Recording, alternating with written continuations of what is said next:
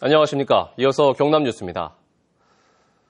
원 엔화 환율이 지난 2008년 2월 이후 7년 2개월 만에 900선이 무너졌습니다.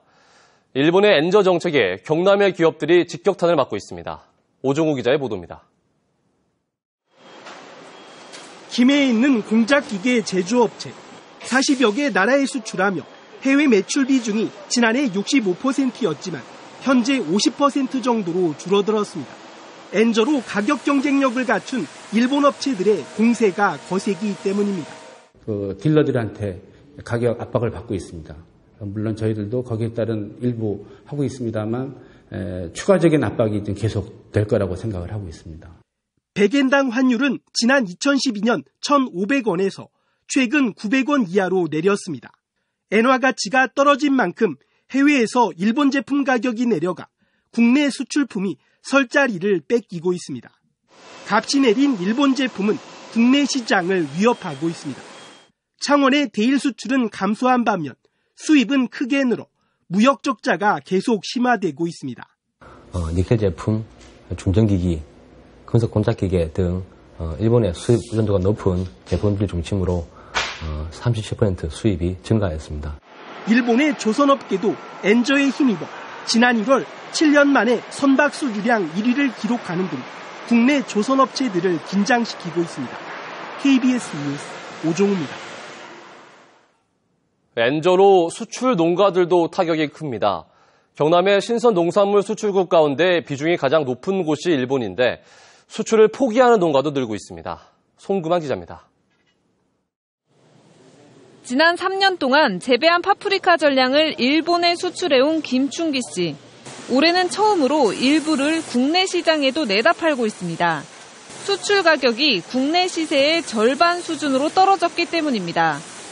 엔화가 원재 약세다 보니까 다른 때는 다 수출을 100% 내는데 올해는 내수도 조금 내고 있는 그런 실정입니다.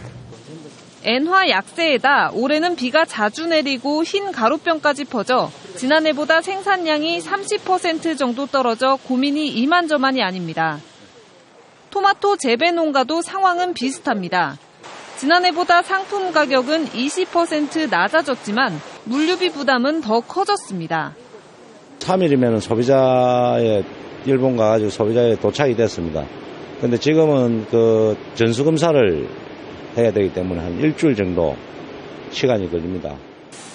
지난해 경남 지역의 신선 농산물 일본 수출액은 6천만 달러. 진주시는 지난해 1분기 일본에 933톤을 수출했습니다. 하지만 올해는 1월부터 점차 감소해 815톤 수출에 그쳤습니다. 전년에는 톤수가 많이 조금씩 1, 2, 3월들 증가했지만은 올해는 1, 2, 3월들이 점차 줄어들었습니다. 경상남도는 팔로 다변화 등을 모색하겠다는 방침이지만 농가들은 수출 보조금 확대 등 적극적인 대책을 요구하고 있습니다. KBS 뉴스 송금환입니다. 어제 아침 9시 반쯤 창원시 파룡동의 한 에어컨 실외기 부품을 만드는 공장에서 24살 장모 씨가 생산 설비 사이에 끼어 숨졌습니다. 경찰은 프레스 기계 설비를 정비하기 위해 설비 사이에 들어갔다가 로봇이 움직이면서 사고가 난 것으로 보고 공장 관계자 등을 상대로 과실 여부 등을 조사하고 있습니다. 고성경찰서는 승용차 2대를 훔쳐 타고 다닌 혐의로 우즈베키스탄인 25살 A씨에 대해 구속영장을 신청했습니다. A씨는 지난해 12월 고성군 동해면에서 자동차 열쇠가 꽂혀있는 주차된 차를 타고 달아나는 수법으로 시가 600만 원 하는 차량 2대를 훔친 혐의를 받고 있습니다. 요즘 최고의 선물은 취업이라고 할 만큼 정말 일자리가 절실한 시대가 됐습니다.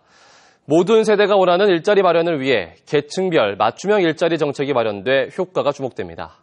강지아 기자입니다. 다소 밋밋한 축하카드에 달랑거리는 별 장식이 더해집니다. 그러자 훨씬 입체감이 있고 고급스럽게 변합니다. 이 카드를 만드는 사람들은 이 동네 60살 이상 노인들.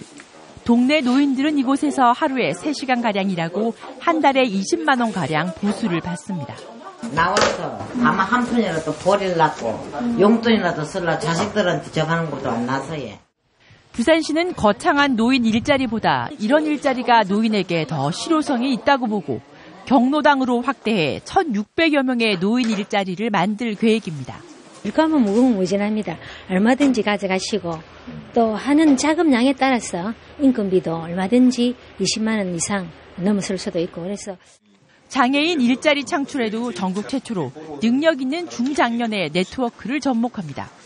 사회적 네트워크가 풍부한 중장년 지도자층이 자원봉사자로 나서 장애인들의 업무 능력을 분석해 기업 취업을 알선하는 겁니다. 올해 1,000명이 취업 목표입니다.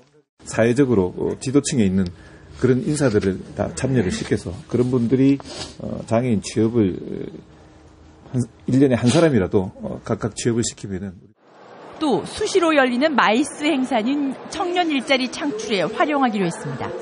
관련 기업과 전공학생이 한자리에 모인다는 점에 착안해 전시 행사장에 일자리 지원센터를 만들어 맞춤형 일자리를 만들 계획입니다. KBS 뉴스 강지아입니다.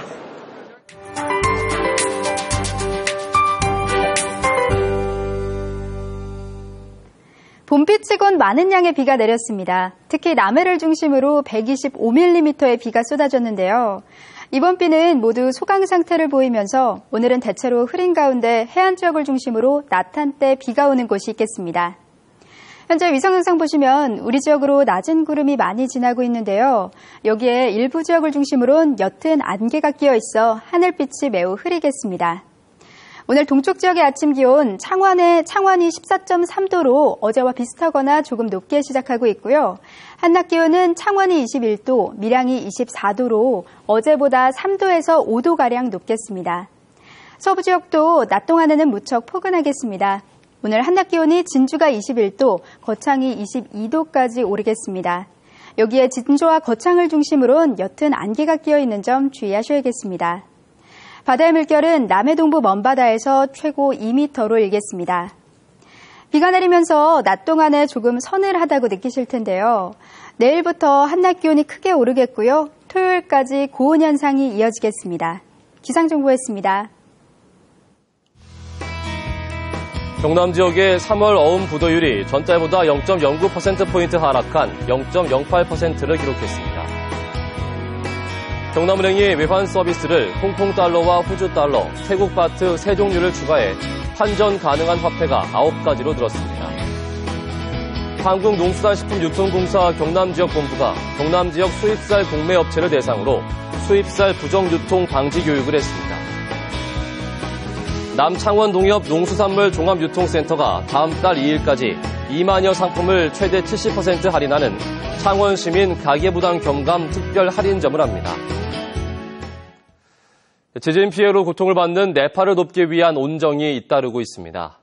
네팔 진주학교 짓기 모임은 지진 피해를 입은 네팔 현지에 학교 건립을 지원하기로 하고 오는 6월 중순 현지 답사를 준비하기로 했습니다. 창원 한마음병원은 네팔 지진 피해를 돕기 위한 구호금 2천만 원을 대한적십자사 경남지사에 전달했습니다. 또 경남은행은 국내 체류 중인 네팔 국적자가 네팔로 송금하거나 정부, 단체, 개인 등이 피해 복구 지원을 위한 구호 대금을 네팔로 송금할 경우 송금 수수료를 전액 면제한다고 밝혔습니다.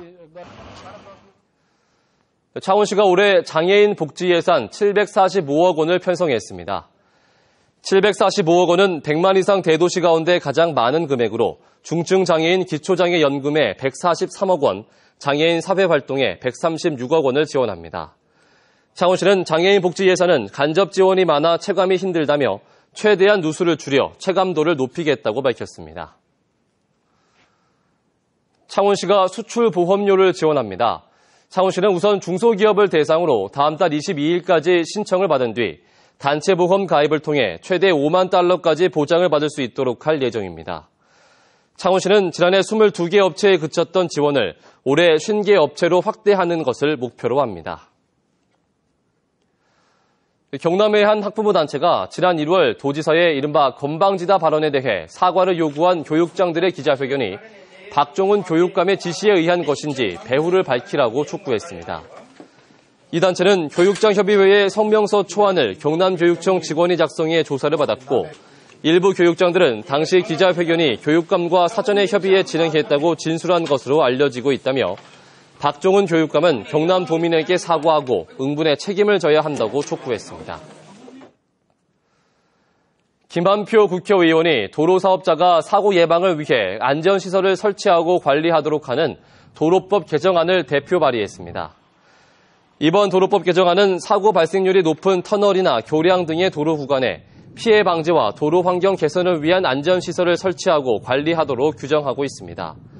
또 사업 시행자가 도로를 정기적으로 검사하고 그 결과를 국회에 보고하도록 명시했습니다. KBS 뉴스를 마칩니다. 고맙습니다.